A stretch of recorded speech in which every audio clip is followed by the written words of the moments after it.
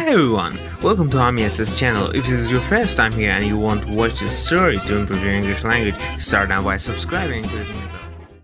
The Little Glass Slipper. Once upon a time, there was a nobleman who took for a second wife the haughtiest and proudest woman that had ever been seen. She had 2 daughters of the same temper, and who resembled her in everything. The husband, on his side, had a daughter of unexampled gentleness and goodness. She inherited these qualities from her mother, who had been the best creature in the world. The wedding was hardly over before the stepmother's ill humor broke out. She could not endure the young girl, whose good qualities made her own daughters appear still more detestable. She put her to do all the most menial work in the house. It was she who washed up the plates and dishes and cleaned the stairs, who scrubbed the stepmother's room and those of her daughters. She slept in a garret at the top of the house on a wretched straw mattress, while her sisters occupied rooms with inlaid floors and had the latest fashioned beds and mirrors in which they could see themselves from head to foot. The poor girl bore everything with patience and did not dare complain to her father, who would only have scolded her, as he was entirely governed by his wife. When she had done her work, she was in the habit of going into the chimney corner and sitting down amongst the cinders, which caused her to be nicknamed Cinderella by the household in general. The second daughter, however, who was not quite so rude as her sister, called her Cinderella. Nevertheless, Cinderella, in her shabby clothes, still looked 1,000 times more beautiful than her sisters, although so magnificently dressed.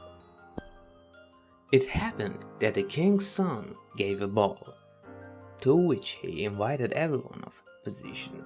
Our 2 fine ladies were among those who received an invitation, for they made a great show in the neighborhood. They were now in great delight and very busy choosing the most becoming gowns and headdresses, a new mortification for poor Cinderella, for it was she who had to iron her sister's fine linen and cover their ruffles. No one talked of anything but of the style in which they were to be dressed. "I," said the eldest, "will wear my red velvet dress and my English point lace trimmings." "I," said the youngest, "shall only wear my usual petticoat, but to make up for that I shall put on my gold-flowered cloak and my clasp of diamonds, which are none of the least valuable." They sent for first-rate milliner that their caps might be made to fashion, and they bought their patches from the best maker. They called Cinderella to give them her opinion, for her taste was excellent. Cinderella gave them the best advice in the world, and even offered to dress their hair for them, which they were very willing she should do. Whilst she was busy with the hairdressing, they said to her, "Cinderella, should you be very glad to go to the ball? Alas, you only make fun of me. Such a thing would not be suitable for me at all." "You're right. They would indeed laugh to see a Cinderella at the ball." Any other than Cinderella would have dressed their hair awry, but she had a good disposition and arranged it for both of them to perfection. They could eat nothing for nearly 2 days, so transported were they with joy. More than a dozen laces were broken in making their waists as small as possible, and they were continually before their looking glasses. At last, the happy day arrived. They set off, and Cinderella followed them with her eyes as long as she could. When they were out of sight, she began to cry. Her godmother, who saw her all in tears, asked her what was the matter. I should so like, she sobbed so violently that she could not finish the sentence. You would so like to go to the ball? Is not that it? Alas, yes, said Cinderella, sighing. Well, if you will be a good girl, I will undertake that. You shall go. She took her into her room and said to her, Go into the garden and bring me a pumpkin. Cinderella went at once, gathered the finest she could find, and brought it to her godmother, wondering the while how a pumpkin could enable her to go to the ball.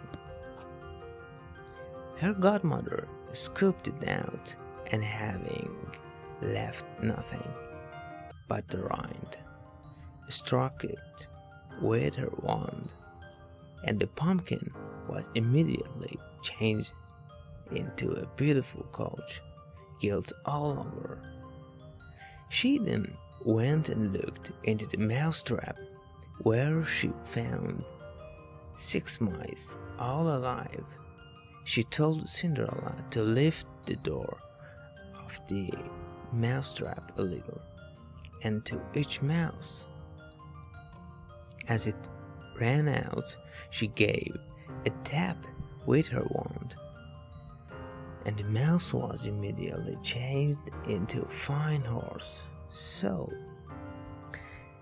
that at last there stood ready a handsome train of 6 horses of a beautiful dappled mouse grey color.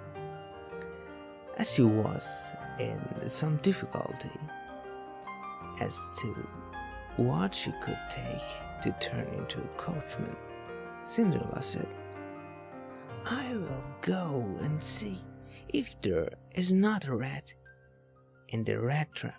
We will make a coachman of him. You're right, said her godmother. Go and see.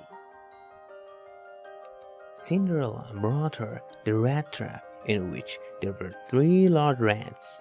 The fairy chose one from the 3 on account of its ample beard, and having touched it, it was changed into a fat coachman with the finest whiskers that ever were seen. She then said, Go into the garden, and there, behind the watering pot, you will find 6 lizards. Bring them to me. Cinderella had no sooner brought them than the godmother changed them into 6 footmen with their liveries all covered with lace, who immediately jumped up behind the coach and hung on to it as if they had done nothing else all their lives. The fairy then said to Cinderella, Well, there's something in which to go to the ball. Are you not well pleased? Yes, but am I to go in these dirty old clothes? Her grandmother touched her lightly with her wand, and in the same instant her dress was changed into one of gold and silver, covered with precious stones. She then gave her a pair of glass slippers, the prettiest in the world. When she was thus attired, she got into the coach, but her godmother told her, above all things, not to stay past midnight, warning her that if she remained at the ball a minute longer, her coach would again become a pumpkin, her horses, mice, her footmen, lizards, and her clothes turn again into her old ones. She promised her godmother that she would not fail to leave the ball before midnight, and drove off, almost out of her mind with joy.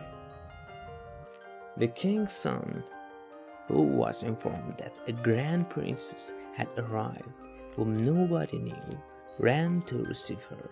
He handed her out of the coach and led her into the hall, where the guests were assembled. There was immediately a dead silence. The dancing stopped, and the fiddlers ceased to play. So engaged did everyone become in gazing upon the wonderful beauty of the unknown lady. Nothing was heard but a general murmur of, "Oh, how lovely she is!" The king himself, old as he was, could not take his eyes from her, and observed to the queen that it was a long time since he had seen so lovely and amiable a person. All the ladies were intently occupied in examining her headdress and her clothes, that they might order some like them the very next day, provided that they might be able to find materials as costly and work people sufficiently clever to make them up. The king's son conducted her to the most honorable seat and then led her out to dance. She danced so gracefully that everybody's admiration of her was increased. A very grand supper was served, of which the prince ate not a morsel, so absorbed was he in the contemplation of her beauty. While they were thus talking together, Cinderella heard the clock strike the 11:15. She at once made a profound courtesy to the company and left as quickly as she could. As soon as she had reached home, she went to find her godmother, and after having thanked her, she said much wished to go to the ball again next day, because the king's son had invited her. She was telling her godmother all that had passed at the ball, when the two sisters knocked at the door. Cinderella went and opened it. "If you had been at the ball," said one of the sisters to her, "you would not have been weary of it."